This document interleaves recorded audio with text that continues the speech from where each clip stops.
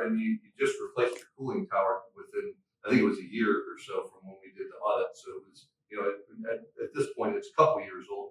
But that cooling tower is basically taking heat out of the building and blowing it out into the atmosphere. Well, that's actually the best way to do heating and cooling because water is a bigger conduit of energy than just moving air back and forth. Yeah. So you already have that infrastructure in place, so now it's important to maintain that.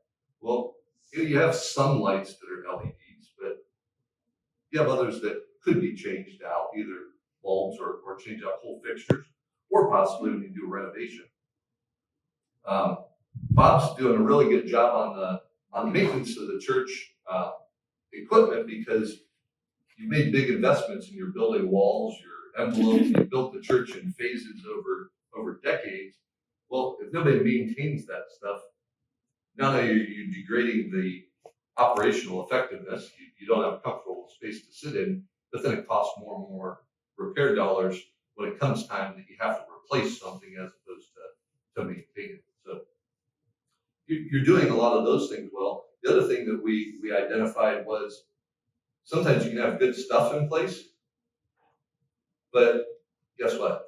Either lack of experience or lack of paying attention leads to you're spending more money, you're using more power, you're wasting more, you're polluting more, all of those things that are kind of rippling effects, right? Nobody thinks about when they walk out the door, they go, great, I'd like to pollute a little bit more today.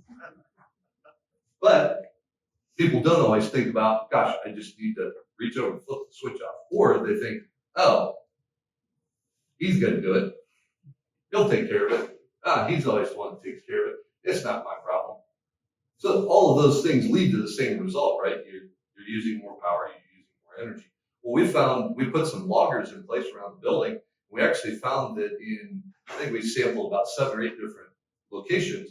Our graphs came back and showed, hey, most of the time, like 80, 90% of the time, when you have the lights on in a space, it's also got some movement. We didn't photograph anything. But we did have sensors that do be able to provide some dictation kind of in terms of ones and zeros. Is there movement in the area? But what we could see is there was an overlap. Hey, if you had the lights on, people were in the space. We even saw a couple of spaces, and I think this might have been one of the areas, and it kind of correlated. You have a lot of glass. Well, there's actually some areas where we identified some movement, and you didn't even have lights on. So again, those are things that are good practices. So I just want to, again, as part of our conversation, as I've learned a little bit more about you all, the thing that we've probably all started to hear at least a little bit about is, Central Ohio for the first time in a long time has been in a drought condition. And it's something that, if you're farming, I come from northeastern Ohio and I have a lot of family that lived on farms. And I've heard some people and had conversations with folks and they're like, man, hey, when you're growing up, I think everybody should go to the military. You should have to do this. You should have to do this. You should have a regimented, kind of rite of passage. And I said, well, there's some element of truth to that. But I tell you what, if you've ever baled hay, or you've ever spent a summer on a dairy farm, or you ever spent a summer in the country, you learn a whole lot of intangible skills in life. So I've kind of always been of the mindset that it really wouldn't be a bad idea to get everybody on a farm and bale hay once in a lifetime to appreciate. If you've ever anybody ever played Tetris or had their kids play Tetris, that little video game where you're stacking blocks, well, guess what? Well, baling hay in real life is Tetris. You got that stuff coming up the elevator and you're stacking. Well, guess what? At some point that peak gets more and more full and there's less and less space for those bales of hay. Most of the time they don't slow down. Sometimes people even say, let's pick up the speed here a little bit. So anyway, you learn a little bit of problem solving. But if you're not a farmer, you don't necessarily always pay attention to the weather other than, hey, do I need to take the umbrella or do I need to wear a coat? So we're in this drought condition. It's the first time in decades. And one of the things that we think about with climate change is people think, well, great, during the summertime we pay attention to it because it's hot. Well, what Well, about the wintertime, people are like, well, it's still snowing. Well, there's no climate change. Well, I can tell you, standing here as a guy who I took the 5-year route to an associate degree. I also did not get an engineering degree. I got a chance to learn a lot at Huntington Center in 15 years. My degree was in sports fitness management technology. Again, doing a little work in the country and on the farm and just kind of living life. I've learned a little bit of problem solving, but I've also realized in talking to people and listening to the smarter people in the room that, just because the weather is what it is today, that doesn't necessarily relate to what the climate is in total in our, in our geography or in our global sphere. So, just because the snow is going to fly in December or January doesn't mean climate change isn't happening. And so one of the things that we've started to see is during the spring, during the fall, it's become more and more like summer. Or, hey, wait a minute, in the fall, and having run a big building downtown, we use a lot of natural gas. So every year in about July or August, I started really getting dialed in because I'm like, I wanted to lock in the contract at the right time. But if I lock it in too early in the summer, I might be paying too high of a price. If it might go down just a little bit more when you're buying energy for a 1 million square foot building, that little bit more can mean a lot when you're multiplying it out times 1 million square feet. But if you got too far into September, you might get into hurricane season, and basically in October and November, we'd have to turn on the boilers, so we'd have to start pulling gas. So we wanted that contract locked in. So I got kind of dialed into not necessarily being a weather forecaster, but I also was paying attention to the storms that were going on, because if a storm went through the Gulf Coast and they had to shut down the gas rig, guess what happens? The price of gas goes up, right? So we're starting to see more and more of what is the appearance of summer in our springs and in our falls. So we are getting a few more days here and a few more days there. We've even noticed that in our garden at home. My wife has planted raised garden beds for a number of years, and here several years ago, she was growing tomatoes into like November. And we had a master gardener at the church that I was worshiping at in Dublin a number of years ago that she would talk about all the time. He's like, man, that's just unheard of. Like you can't grow tomatoes into November. But even this year, she's got a lot of great crop in our few garden boxes. But guess what? Like over the last couple weeks, couple months, we're at a point where we get ready to go out of town. In the past, when we've gone out of town, it's neighbor comes over and it's like, hey, you harvest whatever happens to intersect here where it's ripe on the vine while we're gone. Hey, it's yours. Go ahead and take it. Well, most of our stuff's died off because even with doing a little bit of watering early in the middle part of the year, she was actually excited this morning. We were having coffee because she's like, I think we might actually get a little rain, get a little relief from some of this here over the next week. And so we have this thing that's happening, and I know biblically you've probably preached on or you've heard stories about droughts and famines and preparing and such. And so I guess one of the things I want to think about, as Pastor Joel and I were talking the other day about the book that he had shared, and thinking about this kind of this battle of grief and hope. There's lots of things in life. I don't know if anybody's ever. How many of you get on social media? How many of you try to stay off of social media? Yeah, equal amounts, right? There's a statement that's gone around in various forms and formats. It's about life's hard, right? Pick your heart. Budgeting's hard. Well, being broke is hard. And so there's lots of these things in life that are kind of point counterpoint, right? And grief and hope are two of those things. And while we can grieve in the fact that, gosh, things aren't the way they used to be, or things aren't the way I grew up experiencing, or things aren't the way I wanted them to be, there's also some hope here. Again, when we walk into houses of worship, we could be talking to folks that are very passionate environmentalists. We could be talking with folks that are, he was a professor out of Wittenberg, but he was a physicist. Well, he took our report and scrutinized the heck out of that. And one of the things my wife doing our marketing, she hates when I say, we do math. She's like, nobody wants to talk about math. Well, but in our reports, we do a lot of math, right? We do a lot of science, a lot of engineering, and it's theory and actual practice too. So, we get folks on various ends of the spectrum, and then sometimes we get the folks that are just passionate about, and Craig and I just had this conversation last week about the idea that, some of the, and I will butcher it if I say it's a parable, but it's basically an analogy that, hey, there's lots of trees that we're going to plant that we're never going to enjoy the shade from, or we're never going to enjoy the fruit from. And some of that is when we think about, the grief aspect of life versus the hope aspect of life. And so there is hope in doing things. However, as we tell folks all the time, this is not a destination location. So sustainability, it's a journey. Energy management, it's a journey.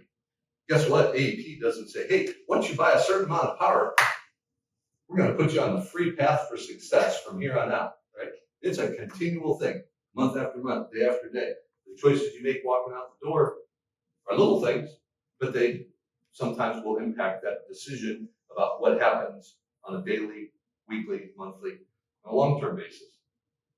So there's a lot of things that are tough. So what's next? Is it all gloom and doom? Yeah. A lot of things that say, it's never going back. But then there's a lot of opportunity with, tax incentives, with opportunity to take action, with fill in the blank. There's lots of potential for things. And I guess I was thinking about, from my background, growing up in rural Ohio, and I worshiped at a disciples church for a while, is one of the things we talk about in communion is about the old wineskins, right? The old can become new. And so, anybody know who Willie Nelson is? I think I might be talking to about the right crowd here. So there's an old Willie Nelson song about the party's over. What's Willie do? Turn off the light. Turn out the lights. You know what? It's so simple. It's common sense, but it isn't commonly applied.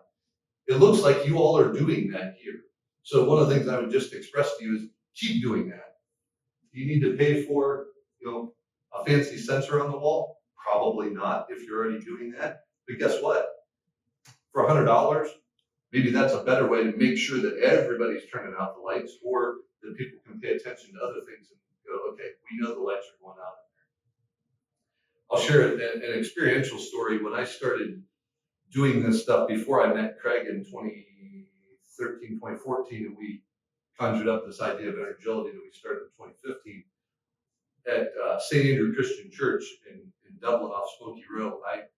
I worshiped there for quite a while, and I've probably only been there a couple months, and I was standing outside the sanctuary waiting for my wife one day, and I was just looking up, and because of being a buildings guy, and I tend to be a little bit of a nerd about things, they had a decorative wood panel trim. I just kind of went up and looked, and I was like, holy cow. And this was like 2005, 2006. They had those big fat T12, big fluorescent lights that when I first started working at the building downtown in the mid-90s, we were actually undergoing, and so I kind of got to watch, because I was working after hours at that point. I got a chance to watch the electricians do all the retrofits and started learning, and then a couple years later I got to do the math and figure out some of the numbers behind this, because it all correlates down to dollars and cents, right? Well, when I was standing there staring at the bulbs, this guy comes up to me and he puts his arm around me and said, Justin, he said, can you believe we still have those old lights? I said, not really, because 10 years ago we replaced all these down at the building I worked at. He's like, oh, and his eyes lit up. He's like, oh my gosh, you know how to do that. And I was like, yeah. And he's like, great, I got a job for you. So about less than 6 months later, I was standing up to the congregation talking to them about how do you do a lighting retrofit. And it was in part and parcel with, they had a community center that had their daycare there during the daytime. Well, that community center eventually, long story short, came to us and said, hey, we'd like to update the lighting because we'd like to figure out a way to get your electric bill to go down so you don't charge us as much. And we said, hey, great, there's a partnership here. So we did that. But that came from some conversation and just knowing a little bit about what to do, because you didn't need those old lights in there. You didn't need as many of them. And the new ones, we actually did a 2-for-1 swap all the way around. And sometimes people look at the pictures and they're like, are we missing the light in there? Like, is it dark in here? No, it's plenty bright. Okay, not missing the light. And that's just the way the fixtures got converted. The other thing is, particularly here, you've replaced over a number of years, you have these sections of buildings that were built in different phases. You've replaced the roofs in phases, and you've replaced the roofs in sections as they've needed it.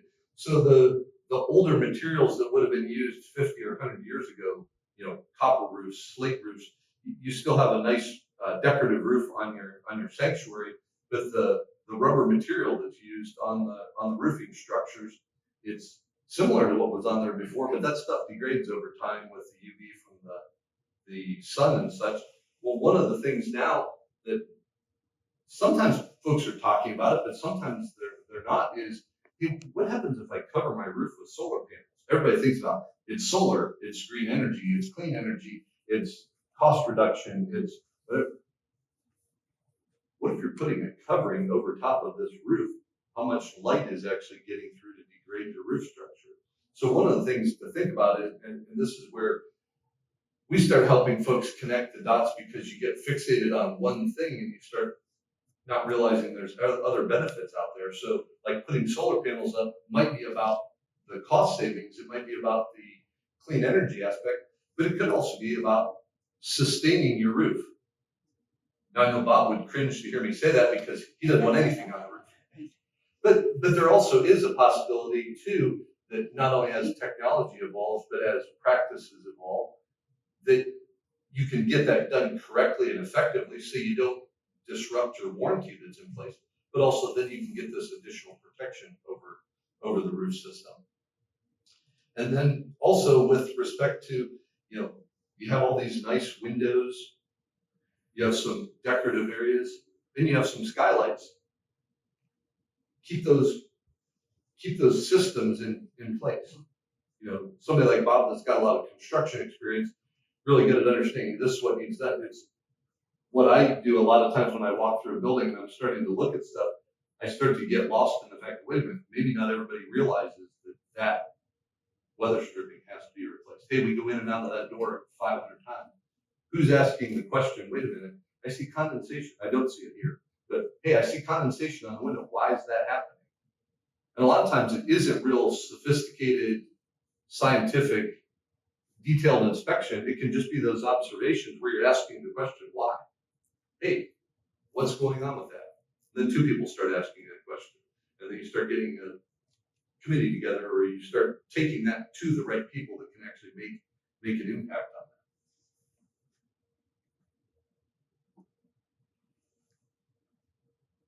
Now, did you have a question? Solar panels do not protect the roof. I mean, you may protect the portion under the solar. Sure. There's nothing about solar panels that protect the roof from ultraviolet. That's just not the case. There's no, in my experience. Okay. That's just not true. Well, I was going to say we can talk about that. I'll follow up with you on some information that we've got. It's not necessary. I have enough experience. It's not true. There's no protection. Okay. All right. Well, I can appreciate your opinion. So the other part of this is, again, getting to the right people, and you have a group of folks that are interested here. Having a community, whether that's in a small group, whether that's in your larger community, being part of what's going on in Upper Arlington. There's the ability to take action. The federal government has deployed some incentives. The state of Ohio has deployed some grants and incentives. There's actually resources out there. Again, some of our service costs were paid for by state of Ohio grants. So there are ways to be able to take action. And so it's about getting and assembling that information, like we did with the energy audit, being able to build and reflect on the good things you're doing at the facility, but then also some opportunities for improvement.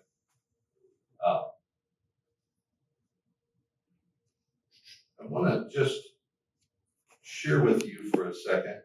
So in thinking about the energy audit, had anybody ever heard of the term energy audit before? Okay. So one of the things that we do is we take that energy audit, we build some implementation kind of rules and structure with it to make it a plan. And when we talk about, we rewind for a second, when we were talking about the drought conditions that we're in right now, this isn't the first time that we in Central Ohio or obviously other areas are more impacted by that than us. But this isn't the first time Central Ohio has faced a drought.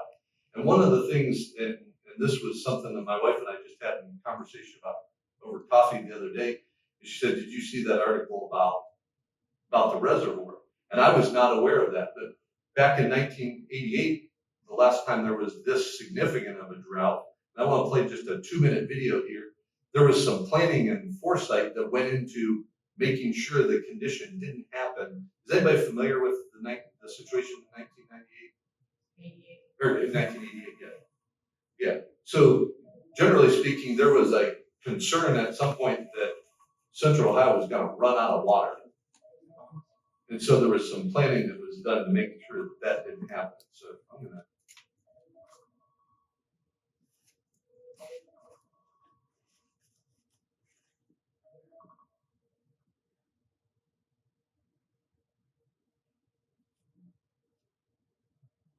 Make sure my.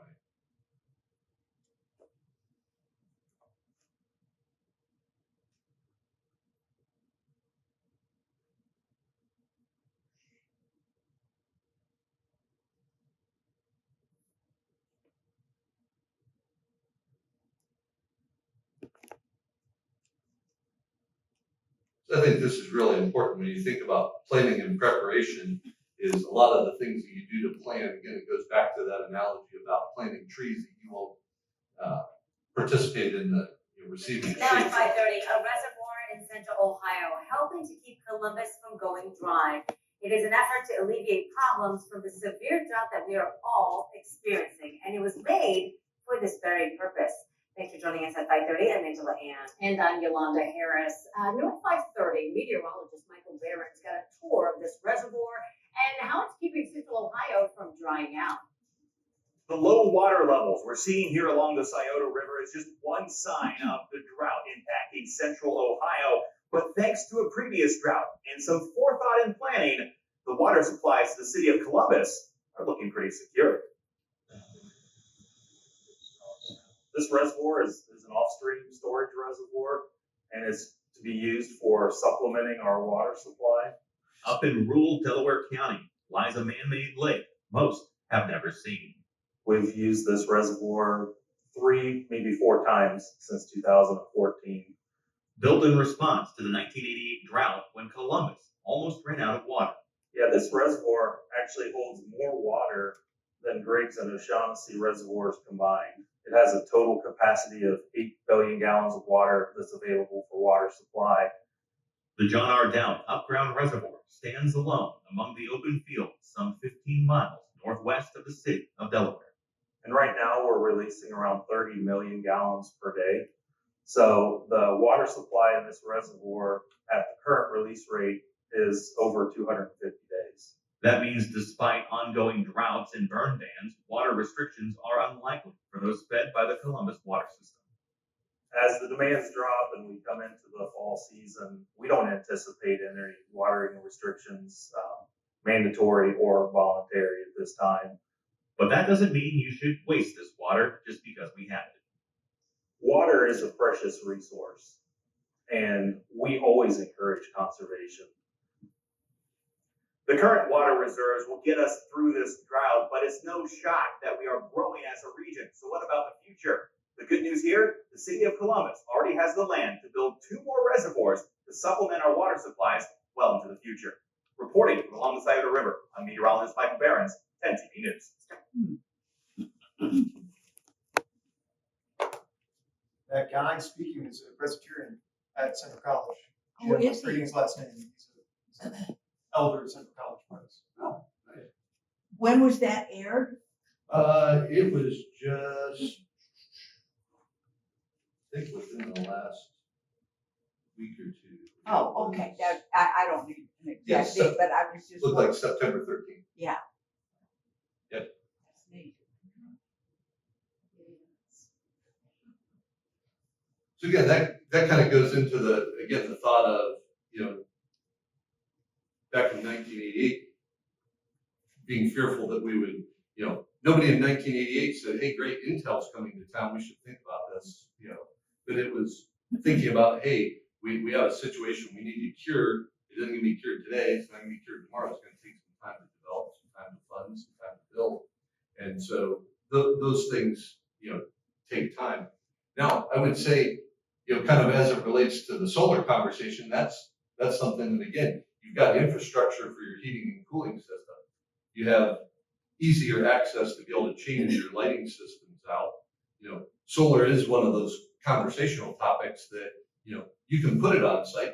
The other thing is, at least for right now, the city of Upper Arlington has a program in place called the aggregation program, where they're supplying 100% renewable energy through the electric grid from their purchase of basically kind of almost like stocks and bonds. Is anybody familiar with the fact that you can purchase your electricity and gas in different groupings?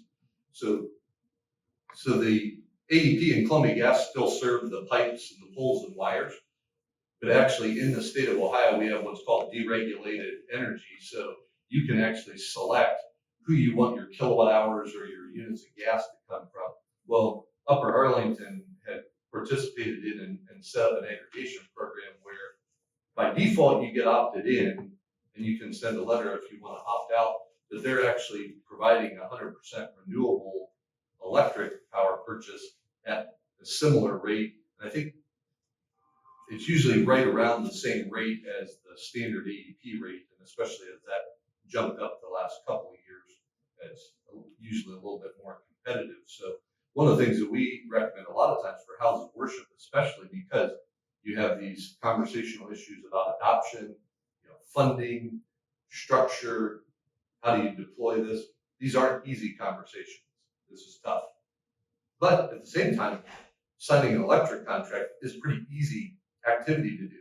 And so while you're going through the exercise of updating lighting or updating conversation about whether to have it on site or not, you can still be purchasing your electric through Upper Arlington's program that would get you 100% renewable energy. So if you forget to walk out the door and you're using extra kilowatt hours, or you forget to turn off the lights and you walk out the door and you're using extra kilowatt hours, they are coming from renewable sources. Well, what does that mean, that they're coming from renewable sources? What kind of renewable sources? Where are these? Yeah, so what that does is on the grid, there's a constant supply of wind and solar and biomass, and there's different, it's kind of like a stock portfolio. Instead of just buying all your tech stocks or all your bonds, you're buying different sources of energy. That energy provider is then selling that to you, and they're carving out, let's say you use 10,000 kilowatt hours a year, or here at the church you're using about 200,000 kilowatt hours a year. They carve out your load so that they're buying it from a source that comes from a renewable source. Now, it could be coming from Texas or from some other region. Now, the interesting thing is the way the grid is actually set up, we just walk into a room and we turn on the lights, or we expect our house is going to be powered up because of our local utility. Our grid here is actually confined to as far on the East Coast as New Jersey, and as far west, I think we go a little bit into Indiana, but it's this region here. So those regional operators of the grid are kind of wheeling and dealing with transactions. It's not actually like you're getting kilowatt hours that come from a wind farm in Texas that are coming up through the grid here. It's more of a paper exchange. So that's where some folks that, especially folks that are dealing with this stuff at a corporate level, sometimes they're looking at this stuff as, hey, can I buy my way into a sustainability plan that gets me, anybody heard the term net zero or carbon neutral? Yeah. In some ways, they're looking at the fact that I have this real intense process here. You don't have that here at the church. But they're like, I can't generate enough solar electric on my property to offset my energy use. Or I can't convert enough of my gas system to electric to then use solar panel. So they're like buying these things, again, like stocks and bonds in the marketplace, and they're defined as renewable energy credits. So then they're basically saying, hey, if you use 200,000 kilowatt hours and you buy 200,000 kilowatt hours of renewable over here, then you would have the net impact of I'm using 100% renewable energy. Because electricity is the path of least resistance. We all learn that, right? When we scuff our feet and touch a doorknob, right? It doesn't go up and out the electrical circuits and into the ground. It goes into the ground. This path of least resistance. It's the same thing when you have solar panels actually on your building. Do we know that these lights are being powered from the solar panels, or are they coming from the electricity of the grid? Well, it's basically being all fed into your system. And at the point in time the sun's out, you're using electricity from the panels that it's generating. But when it's dark outside, you have to use electricity from the grid to offset that. So the electricity you'd be buying from Upper Arlington is coming through their power purchase agreement it's actually with an organization called SOPEC, Sustainable Ohio Public Energy Council, who's the procurer of that energy on the grid. Okay, that's helpful. Was that Yeah, too detailed? I want to make sure. well, I I understood part of what you said. get this. Okay. I mean, it is complicated and but that helps me. That helps. Okay. So Brenda, are you with Party Bank? I've asked for questions, or are you done Yeah. with the presentation? Because I would like to just like summarize where